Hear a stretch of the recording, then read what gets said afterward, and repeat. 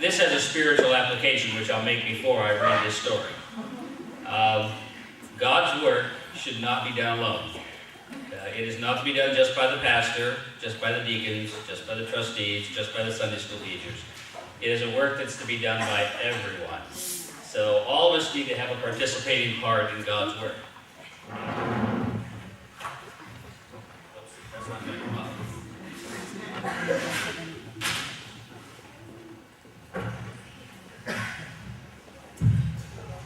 This little story is written in response to a man who made an insurance claim with his insurance carrier for health care.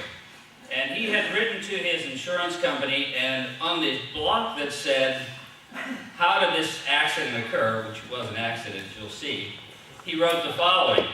And the following he wrote, "Trying to do the job alone as the cause of the accident." And so this is the story about this. In response to your request for additional information for my insurance claim, in block number 3 of the accident claim form, I wrote, "Trying to do the job alone as the cause of my accident." You said in your letter that I should explain that statement more fully, and I trust the following details will be sufficient. I am a bricklayer by trade. On the date of the accident, I was working alone on the roof of a brand new 6-story building. When I completed my work, I discovered that I had about 500 pounds of bricks left over. Rather than carry the bricks all the way down by hand, I decided to lower them in a barrel by using a pulley which was firmly attached to the side of the building at the 6th floor level. Securing the rope at the ground level, I went up to the roof, swung the barrel out, and loaded the bricks into the barrel.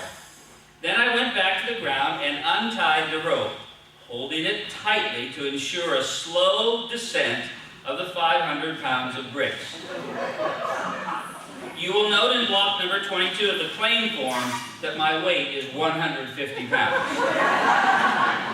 Due to my surprise at being jerked off the ground so suddenly, I lost my presence of mind and forgot to let go of the rope.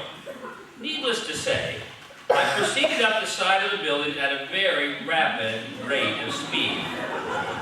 In the vicinity of the 3rd floor, I met the barrel coming down.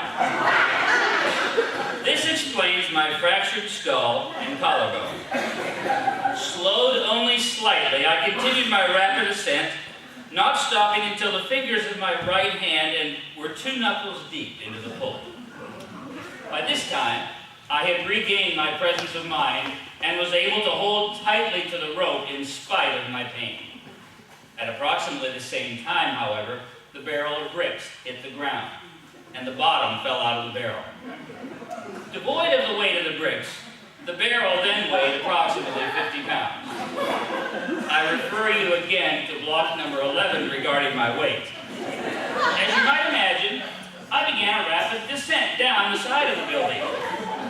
In the vicinity of approximately the 3rd floor, I met the barrel coming up. This accounts for the 2 fractured ankles and the lacerations on my legs and lower body. The second encounter with the barrel slowed me enough to lessen my injuries so that when I fell onto the pile of bricks, fortunately only 3 vertebrae were cracked. I'm sorry to report, however, that as I lay there on the bricks in pain, unable to stand, and watching the empty barrel 6 stories above me, I again lost my presence of mind and let go of the rope. The empty barrel weighed more than the rope, so it came down upon me and broke both of my legs. I hope I have furnished sufficient information to explain why trying to do the job alone was stated as the cause of my accident. Sincerely, a bricklayer.